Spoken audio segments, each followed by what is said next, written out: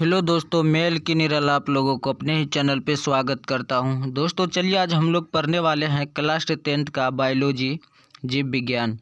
Chapter होने वाला है फर्स्ट, जैव कार्यक्रम पोषण। दोस्तों चैप्टर फर्स्ट में हमने सभी टॉपिक को अलग अलग पार्ट में डिवाइड करके बहुत ही जानकारी के साथ हमने बताए हैं। तो चलिए आज भी इस पार्ट में हम लोग मनुष्य के पाचन तंत्र के जो भाग होता है हमने इसमें दो टॉपिक को कवर करेंगे। पहला तो हो गया आंत ग्रंथि और दूसरा हम लोग कवर करेंगे बड़ी आंत के बारे में। ठीक है, इस पार्ट में हम लोग दो टॉपिक को कवर करेंगे, आंत ग्रंथि और बड़ी आंत, जो मनुष्य के पाचन तंत्र का ये आहार नल का भाग हो गया। चलिए हम लोग देखिए सबसे पहले जान लेते हैं आंत ग्रंथि।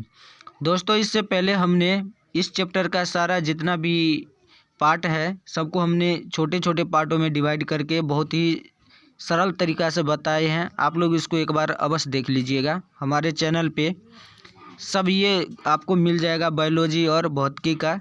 चलिए हम लोग इसको पढ़ते हैं। छोटी आंत ग्रंथि। आंत ग्रंथि कहते छोटी आंत की दीवार में कई ग्रंथियां होती है। इसका स्राव आंत रस या सक्कस एंटेरिकस कहलाता है। आंत रस में peptidase, lipase, invertase, maltase, lactase, nucleus नामक एंजाइम पाए जाते हैं। आंत रस के एंजाइम तथा भोजन के विभिन्न अवयवों पर क्रिया इस प्रकार से करते हैं। तो देखिए आंत रस जो होता है भोजन पर कुछ इस प्रकार से क्रिया करते हैं, जैसे पेप्टाइडेस प्लस पेप्टोन हो गया, ये इम्यूनो अम्ल का निर्माण करता है। फिर लाइपेस प्लस बचवी अम्लीकृत वसा जो मिल करके वसा अम्ल प्लस ग्लिसरॉल बनाता है। इस तरह से कुछ जो है हम लोगों का ये आंत ग्रंथि जो है भोजन पे काम करते हैं। ठीक है, चलिए आगे हम लोग पढ़ते हैं।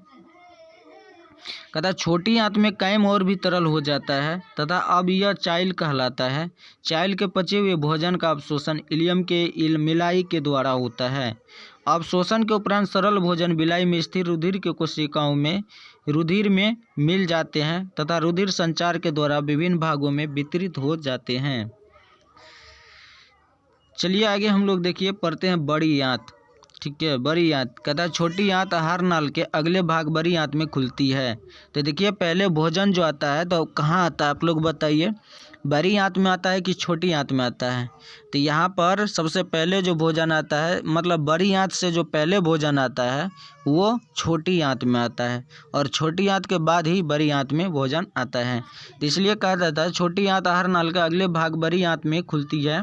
बड़ी आंत दो भागों में बटा होता है। ये भाग होता है कोलन तथा मलाशय या रेक्टम कहलाता है। छोटी आंत तथा बड़ी आंत के जोड़ पर एक छोटी नली होती है जो सीकम कहलाता है। ठीक है, कहता है कोलन 3 भागों में विभक्त होता है और ये 3 भाग ये दिया है।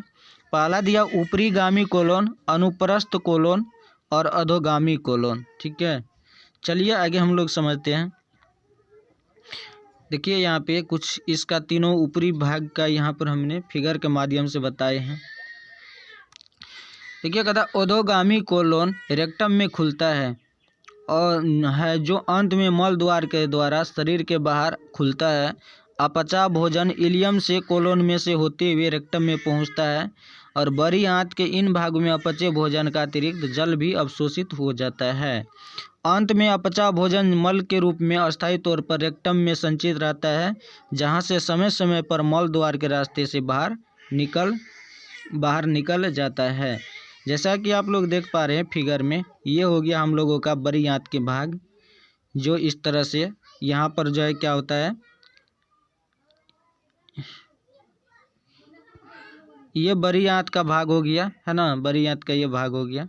चलिए तो इस भाग में हम लोग इसको समझे। यदि आप लोगों को वीडियो थोड़ा भी अच्छा लगा होगा तो हमारे चैनल को सब्सक्राइब कर लीजिए, ताकि इस तरह के वीडियो जब भी अपलोड करेंगे तो सबसे पहले आपके पास पहुंच जाएगा।